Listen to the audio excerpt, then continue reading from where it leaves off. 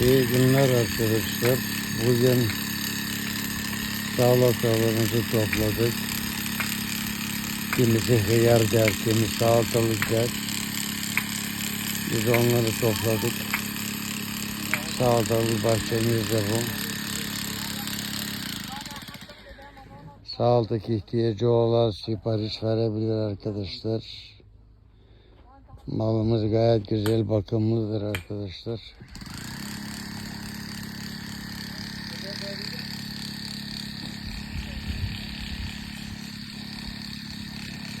Siparişlerinizi bekliyorum arkadaşlar.